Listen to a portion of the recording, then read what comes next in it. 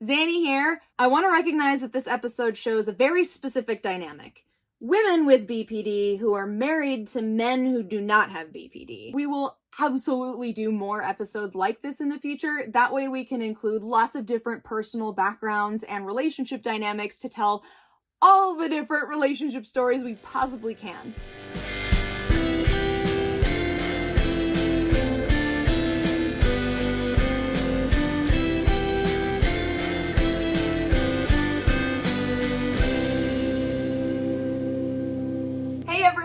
Welcome to the BPD Bunch. I'm your host, Xannie, and today I am here with my husband, Casey, Mo and Mark, Solène and Andy, and Katja and Charles. Where in the world is everyone coming from today? So we are West Midlands in the United Kingdom. London in the UK as well. Columbus, Ohio. And we are in New Mexico. Woohoo!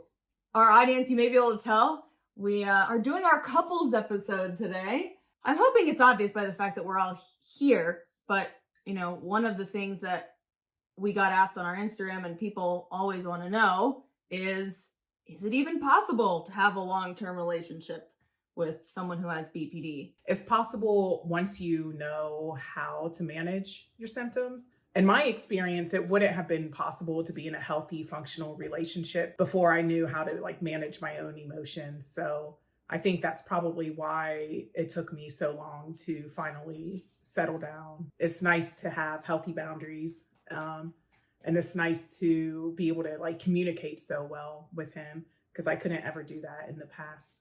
To me, that's the key, both ways, is the communication. If I'm having a BPD moment, he's able to tell me that in a loving way, and I'm able to accept that and take a step back and come to terms with that and find a better way to communicate how I'm feeling and why I'm feeling that way. When people say it's impossible, they're thinking of some of those challenges, right? Because there are some pretty difficult moments. So what are some of the primary issues that you've had to overcome in your relationships? For me, it's sometimes I just don't get it. I just didn't get it. And the analogy of walking on eggshells and the realization that our brains just don't always work the same way. That was one of the hardest things, knowing what to say in the right time, but then realizing not putting too much pressure on yourself. Every human relationship, there'll be some challenges. So learning and reading body language and signals over time. Every single relationship will have challenges. And yes, there are, I think, specific challenges linked to the BPD, but also not to be too harsh. Kind of blaming BPD for everything, do you know what I mean?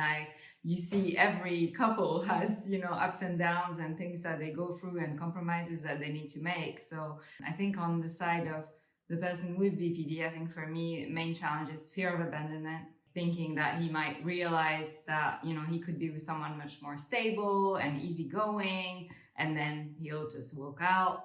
That's still hard. The other thing is the shame, when you have I love how you said, Mo, BPD moment. So the shame afterwards that you've had that in front of your loved one and the impact that it's had on them potentially.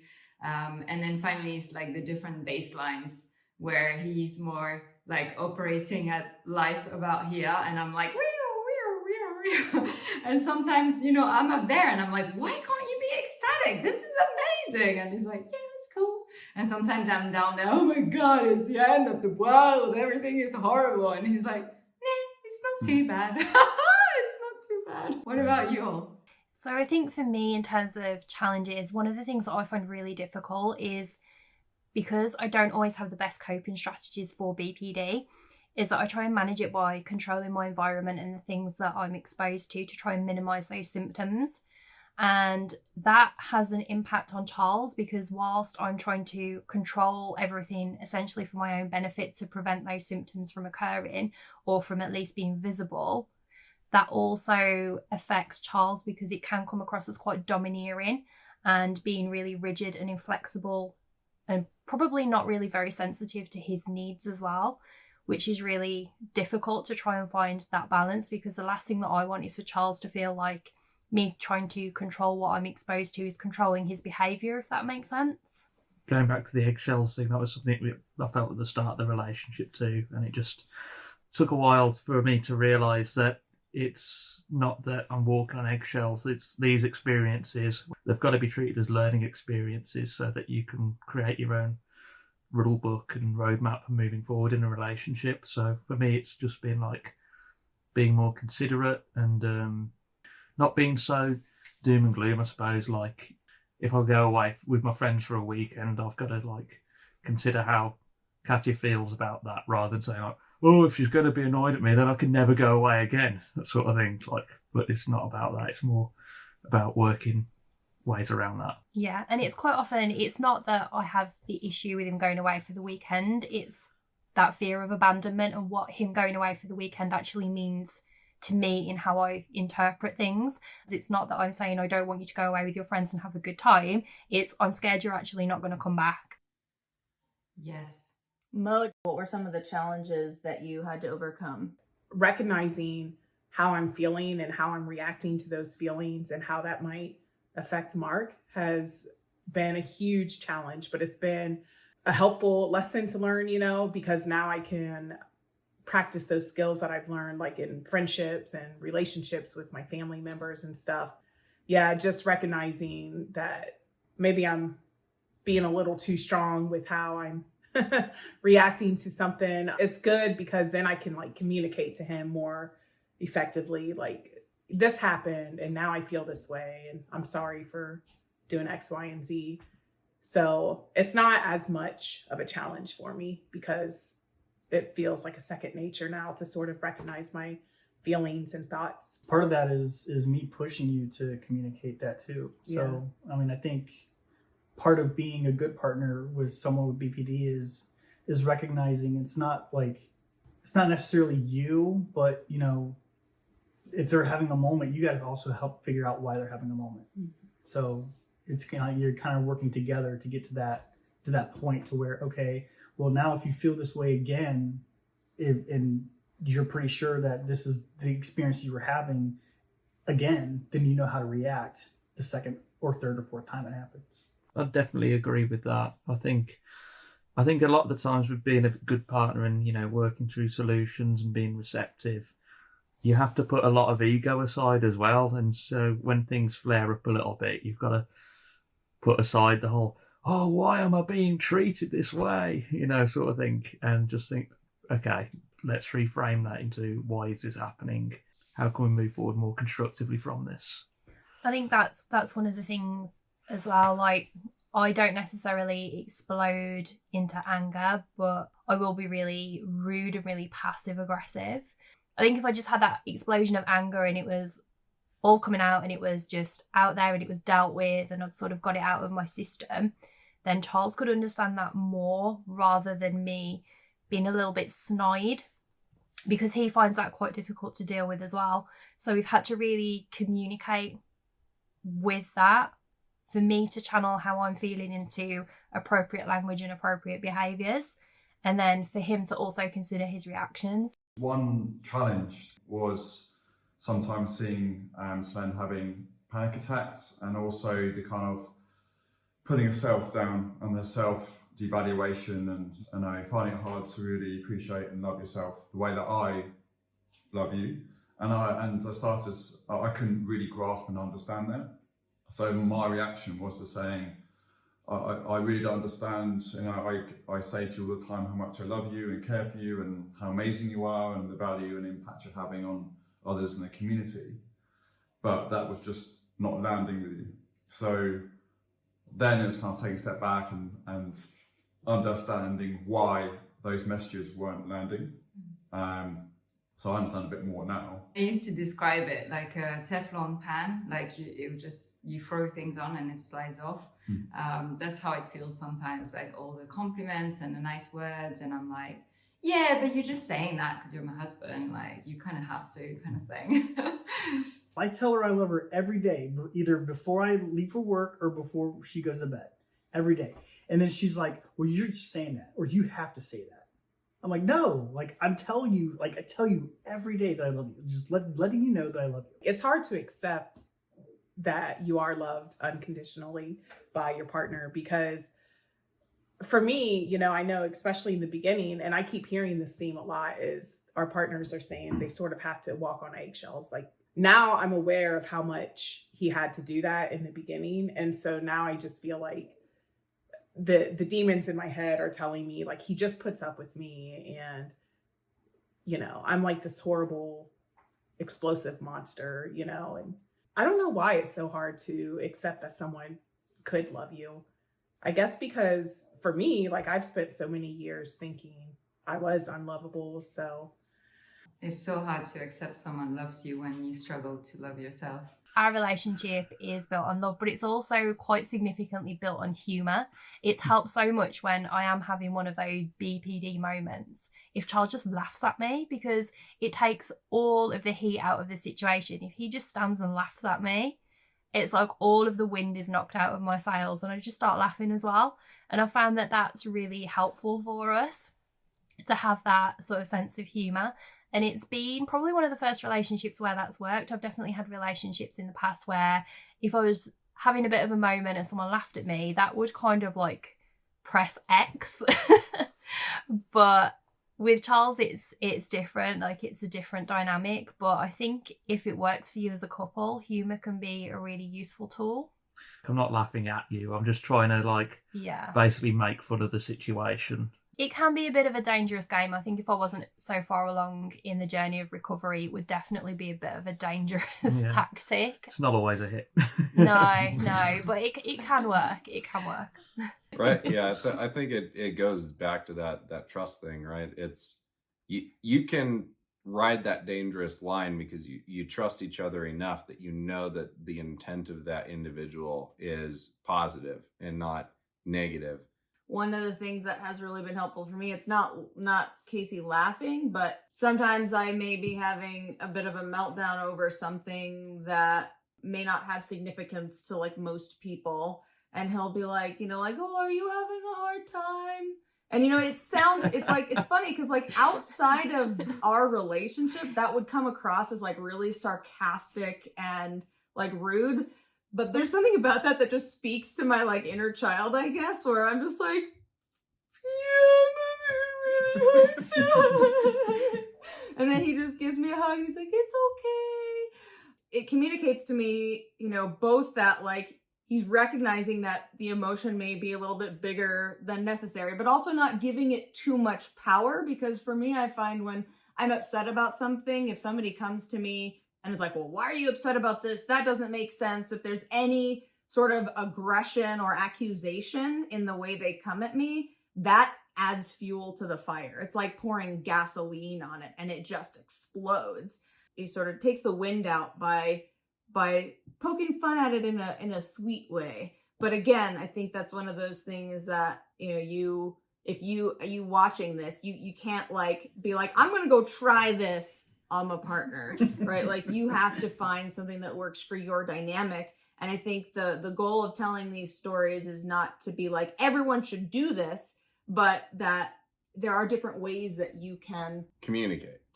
So you can experiment, right? Because you'll find that niche that you need to fit in. But the only way to do that is to communicate, hey, can we try next time this comes up?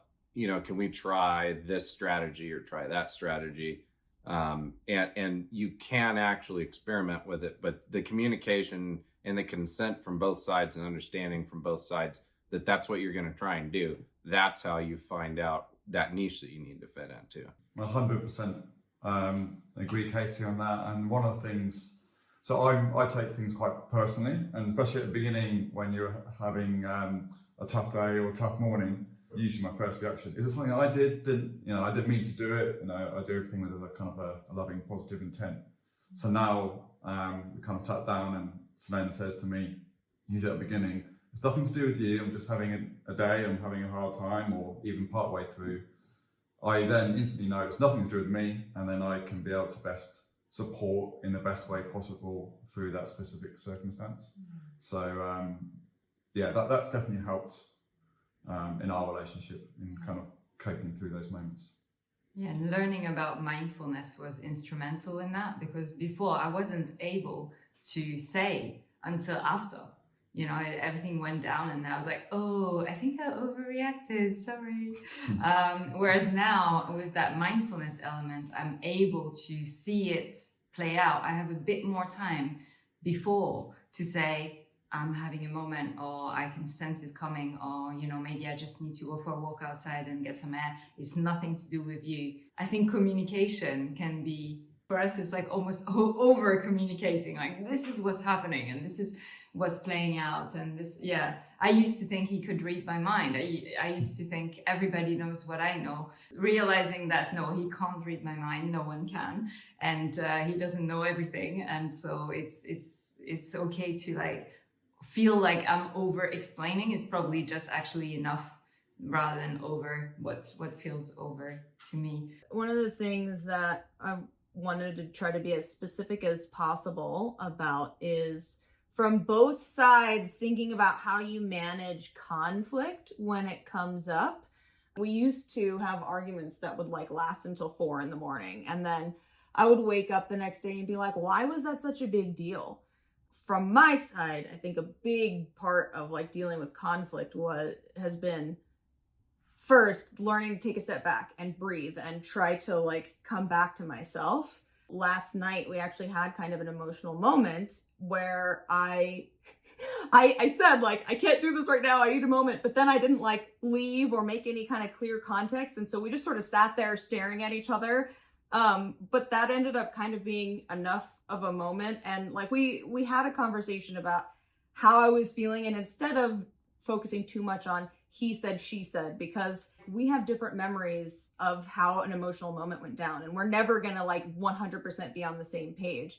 So focusing on what is actually happening now, the more overarching thing, what am I feeling? How is he doing? You know, everyone sort of brought up the walking on eggshells thing. And I think that's become something that I feel very concerned about. And I even last night was like, I feel so trapped by my emotions because I feel like I can't express them because then you'll feel like you're walking on eggshells, but I have to express them because I'm supposed to like feel my feelings. But just the act of explaining that was what was going on was very helpful. Like I think sometimes it's not always about getting someone to agree with you or finding a resolution. It's just sort of externally processing some of the things that you're thinking without placing any kind of expectations or blame on each other. There's my side of that where when you were explaining your feelings to help me figure out how I need to accept the information that you're giving me, I asked you quite directly, because that's the best way we found that it works. Why are you telling me this? You know, like Yeah, what's the goal of you sharing all of these feelings? Is it that you need to be validated within the moment, or are you trying to solve a problem? It's very difficult to see your loved one have a negative moment because you want to go over there and you want to fix the problem, right? What I found most of the time, that's not the solution for us. It's very complex. It's very fluid. Some of it's validation, some of it's helping fix the problem, some of it is just venting. It's just talking about it. So trying to bounce back, what is your goal with communicating this? And it helps me kind of figure out the lane that I need to take. I'm actually really glad we had a moment last night because we can kind of articulate these things in it's a fresh. Way that, that's fresh. It's sushi. So one of the things that he's, I don't remember what I said, but I made some statement and he said, so does that mean it's my responsibility to deal with this?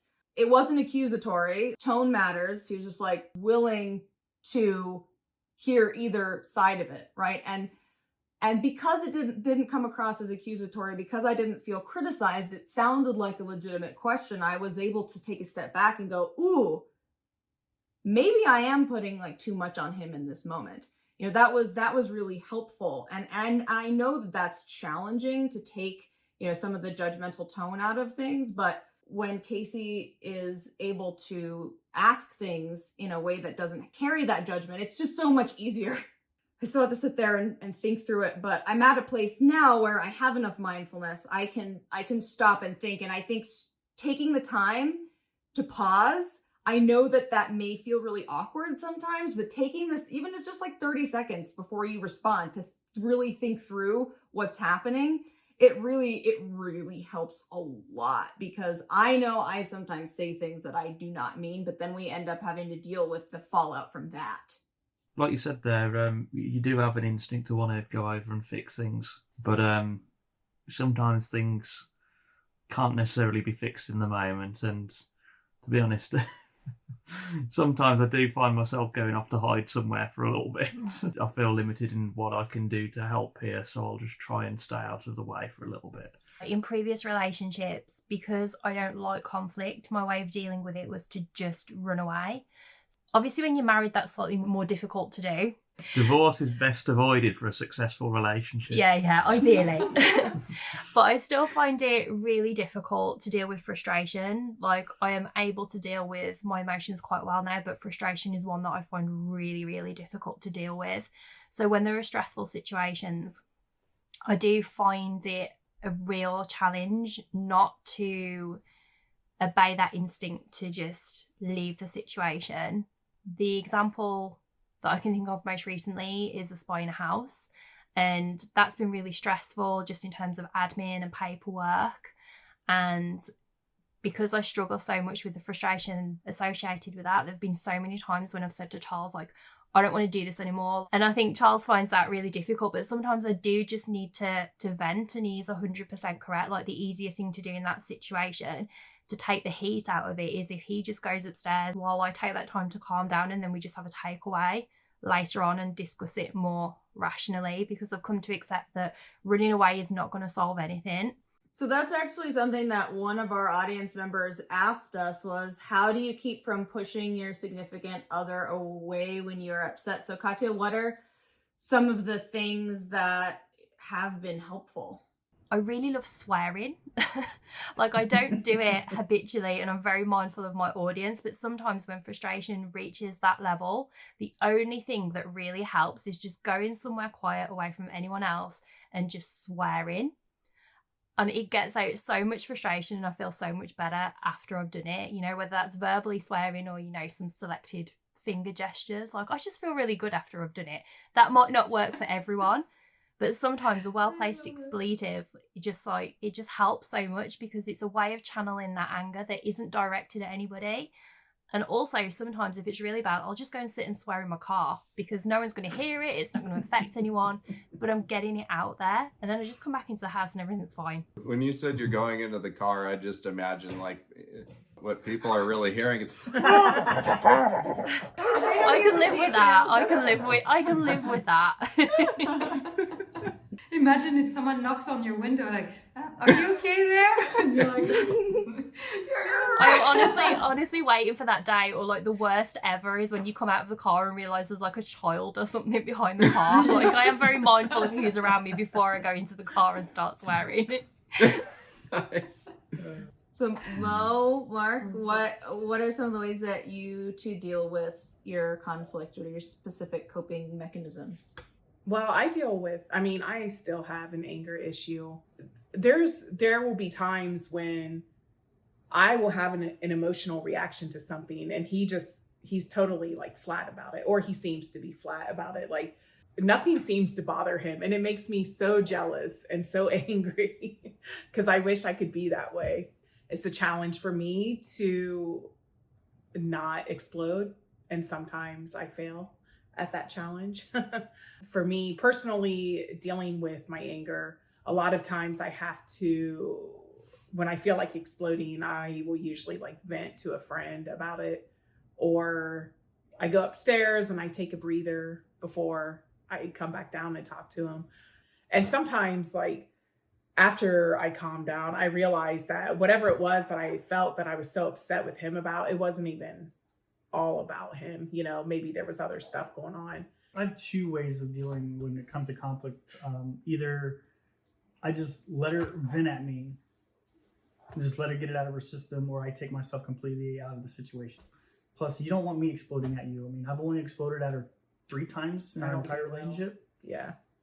And, you know, you keep pushing and pushing and pushing and pushing, eventually I'll get there, but I'd rather not do that. So I just get out of the situation and say, you need to do your thing. I'm going to go do my thing before we come back and have a conversation. Yeah.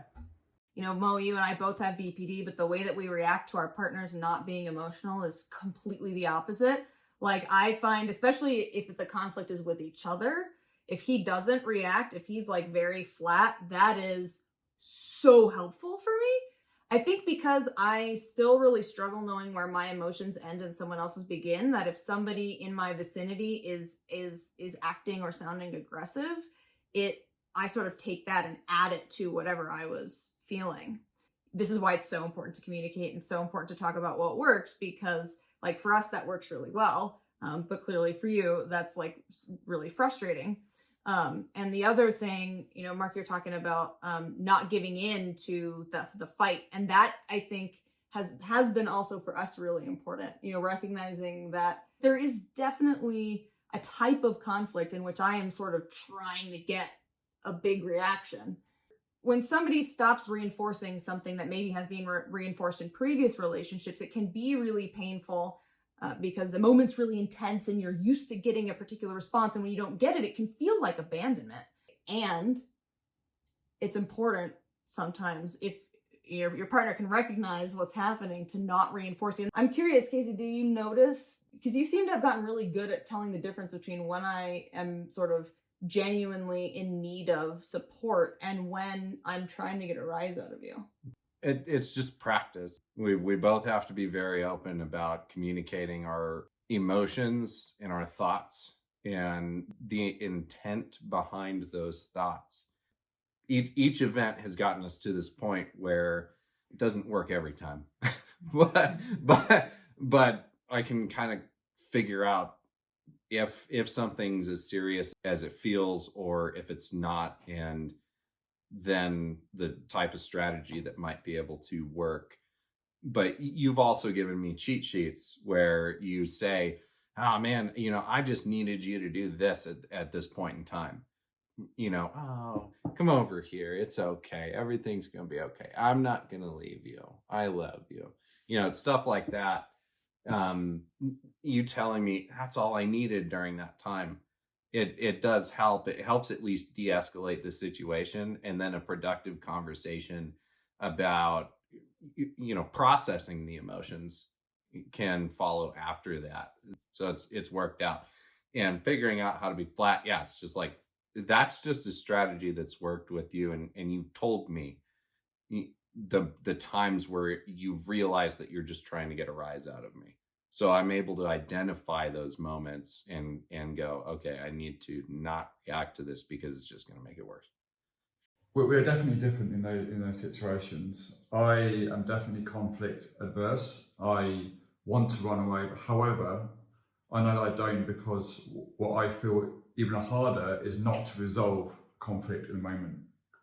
Neither of us like going to sleep at night with it not being resolved or spoken through as much as possible. I'm letting it out. So the fact that we both want to resolve it and try and move on and talk about it as quickly as possible, that's definitely helped us. I agree with what you're saying, Casey, in terms of trying to understand the goal. I think in the past, I was definitely always trying to rush to try and resolve it quickly and help her and solve the problem. But then realizing, yeah, that actually can work in an adverse way. And I'm also quite a flat person emotionally as well sometimes. So I don't always get a rise from certain things, but I'm getting better, I feel, at knowing what to do to manage certain situations, but what will help. Yeah, that's just knowing each other over time.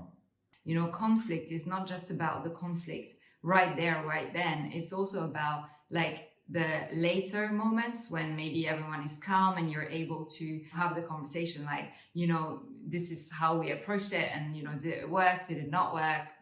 Did you know, would there be a better way that this could be resolved or worked through? So I think having those communication moments, it may sound strange because you're like, oh, I don't want to argue again. But if you are in a good space at that time and you ask the person, like, would you be open to, you know, talking about this in a way that we can communicate better in the future to, you know, have more effective conflict? And there's always going to be conflict.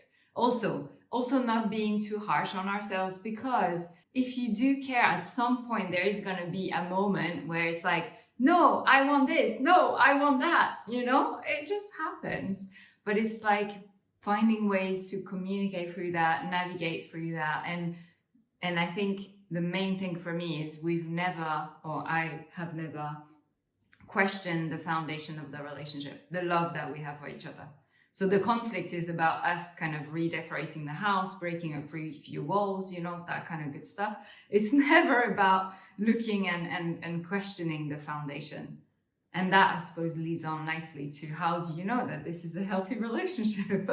Yeah. One of the challenging things about BPD is like there are moments where we are not maybe in the best place to be in a relationship ourselves, or we end up with people for whatever reason who are not the best at being in a relationship either.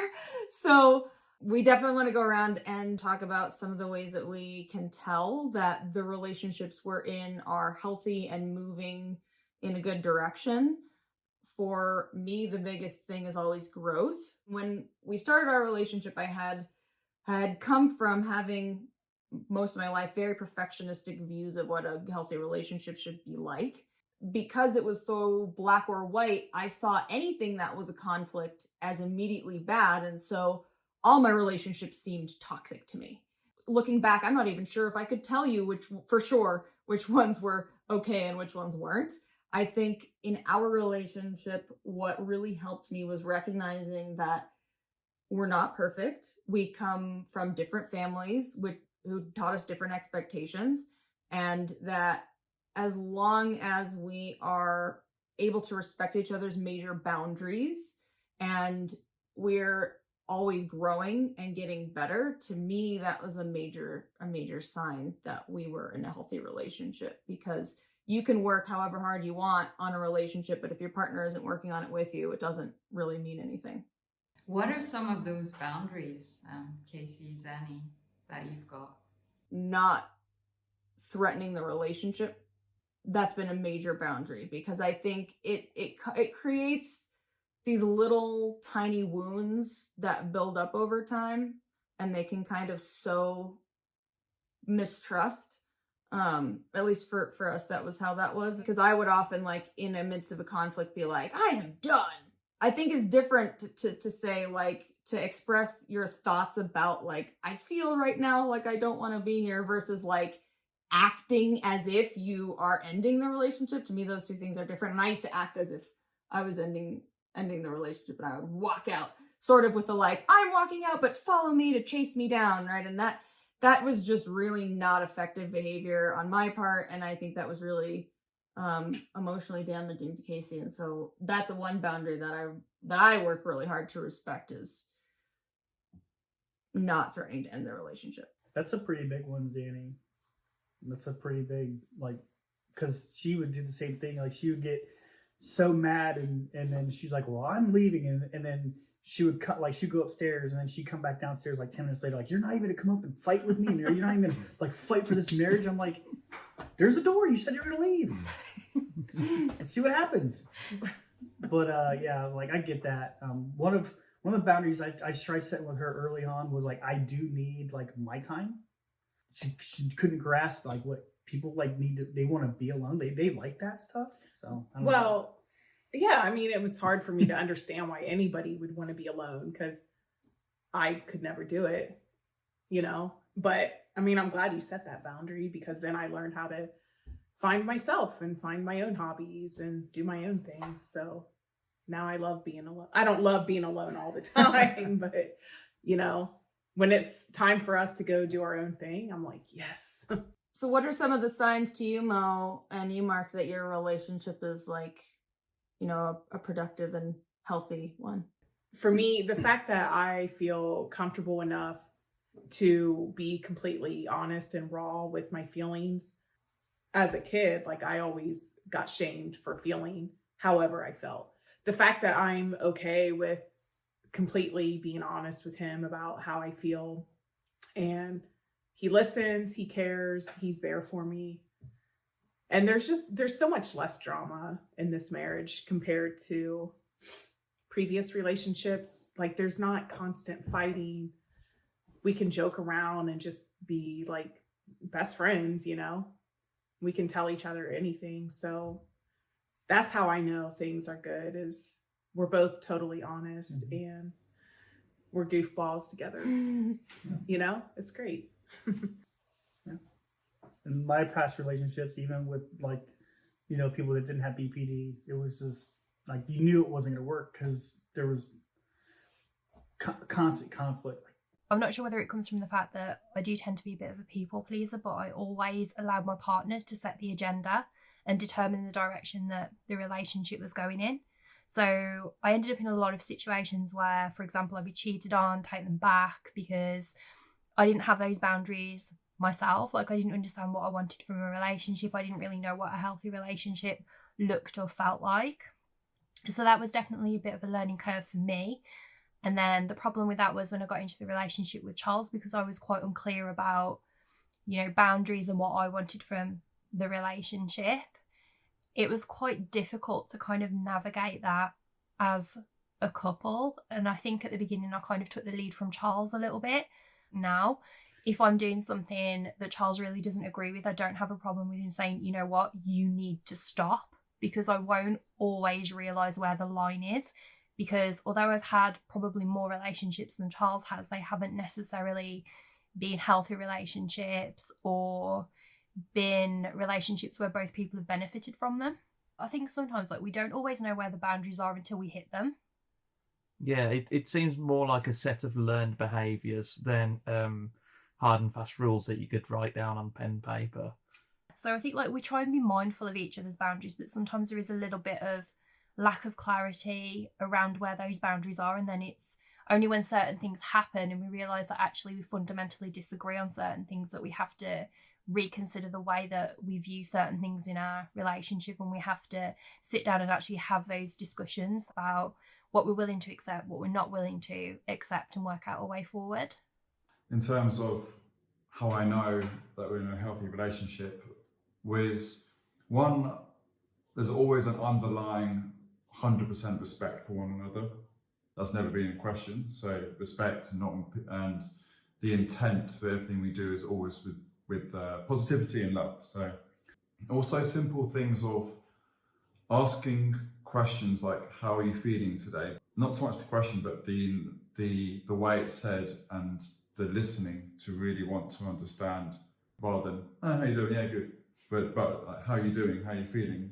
And really, and the way you look at someone into their eyes and really listen and take it in. So listening is obviously a good skill. And then I feel as though the journey that we've been on together, Solène has always been looking to find ways to improve and better herself. And for every step and reflecting, said, okay, why did I do this? And I want to make it better for you, for me, and as a couple. So continually looking to grow. I think you mentioned that, Xannie, earlier, in terms of kind of growth and us growing together and learning together and understanding how we can best thrive in a relationship. So same for you as well, I think, in terms of the growth and the curiosity about BPD, about even yourself, your own journey, all these things. In terms of like, how do I know that this is a healthy relationship? I think for me, the first word that came to mind was safety. I feel safe, like physically and emotionally. I have never felt unsafe. And I know that it's really hard when you are in a toxic relationship sometimes, because you can start to question your intuition. Like, you've lost your sense of self so much into like it's merged with the other person that it's really hard to realize like if you're safe or not. But I can say that in this relationship, there's never been like a second or a minute where I felt unsafe. I think the other thing is we make goals and decisions together. Like we'll sit down and write like pros and cons, or we'll talk like about, for example, our wedding. You know, we kept coming back to, is this something we really want, or would we be doing this because it's the tradition or the thing everybody does? Or we kept coming back to what really matters to us and really like making those decisions together. And sometimes knowing when it's more important from one person than the other and letting go. I mean, we had this really funny example where I really wanted him to wear black shoes because in France, like black shoes is much smarter than brown shoes, but he really wanted to wear brown shoes. And I was like, actually, it doesn't matter to me that much. So I let go of that. So, and the final thing was like, this is something I've picked up from my parents, actually, mainly my dad, because, you know, there's this saying like, oh, you're like your better half or like your other half. And it's like, hell no. We're not two halves. We're two full people. We're two full individuals that have chosen to like partner for this part of our journey and this part of the path. And I prefer to see it this way. It helps me to make sure that I keep my own sense of identity. Every day I choose to, you know, love him and invest in this relationship. And that for me is healthy and is healthier. Hubbies, what are some of your tips for people who are in relationships with someone with BPD? Because as we all know, there's a lot of information on the internet that says, just run away, which is not very helpful if you're trying to have a relationship. Communication and open-mindedness. Use every opportunity to learn and communicate with your significant other so that way you know how to approach the next situation a little bit better. It's not perfect. I think it's always going to be a learning opportunity, but you'll grow from it as long as you have that open mind and you're ready to learn from those communications. I think for me, it would be aligning on disclosure. So this obviously happened after the diagnosis, but for a, not release outlook, but kind of for me as an individual, how I'd help manage it. So we discussed on who I could tell, and so I, you know, so I've got a few really good friends, so I opened up to them, and they responded in an amazing way and asked how I was feeling, and because it's obviously a relationship and both of us have feelings, so it's obviously going to impact us both. So talking that through and having a few close mates who I talk about this, and they, obviously that was a couple of years ago, and now whenever we catch up, they're often asking how we're doing and how Solène is, and those friends also know Solène really well, so also made, you know, you're happy with it. So yeah, for me, that was my top tip. I'd say that my tip is to drop the ego slightly. You know, you don't want to enter into it as if you're like the orderly and they're, you know, the patient almost. Is not like a dynamic like that. You've got to drop your own ego. You've got to recognize that it's not them just dealing with the BPD, but you've got all the stuff from the background of your life that you're carrying with you, and you've got to recognize that you're not perfect. You're working through stuff too, so be mindful of your reactions, and that when things do flare up, it's not always the fault of the person with BPD. So yeah, you all have hit it pretty much on the nail on the head. It's communication. Like, you have to communicate, and like the ego set aside. It's not necessarily you. It's not necessarily them. It's something that you guys are dealing with together. Even though they might be the one with the diagnosis, it's still something that you two have to have a grasp on together. So that's what you're doing, is you're, you know, moving down along the road. You know, not necessarily hand in hand, but at least side by side. We're sitting here talking about the challenges that we go through, and there are certainly seasons where there are more challenges than others, but it's not like having a relationship with someone with BPD is all about like managing the challenges. You know, like I have so many fun memories of our various dates where Casey and I are just like in a group of people making weird faces across the table at each other. He makes me want to be a better person, and I have a lot of fun with him. Kiss, kiss, kiss, kiss. Yes, being with someone with BPD can actually be a lot of fun. We discussed this and how my impulsivity / spontaneity has led us to get on many adventures. I'm so grateful that you like to go on the giggles with me and just have fun with it. And yeah, I love you so much. And thank you for offering us the opportunity to show that we can love with BPD in the mix as well. I think my favourite things are like you've said, the spontaneity, the adventures, the also like unconventional manners of dealing with emotions that lets you know it's okay for you also if it makes you feel good to sit in and put the Christmas lights on in June because it makes you feel better after a bad day, then that's an okay coping strategy. And it's also that you will always have someone who will fight your corner.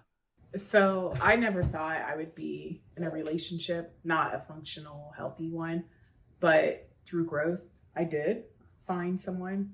We have a lot of fun together. We joke around a lot. So yeah, it's not all doom and gloom. It's not all drama, I promise. Thank you so much for watching. If you like what you see, make sure that you like, subscribe, and turn on your notifications so that you don't miss a single episode. Next week, we will be back talking about disclosure, disclosing the BPD diagnosis. When do you do it? How do you do it? So make sure you come back for that, and we will see you then. Bye. Bye.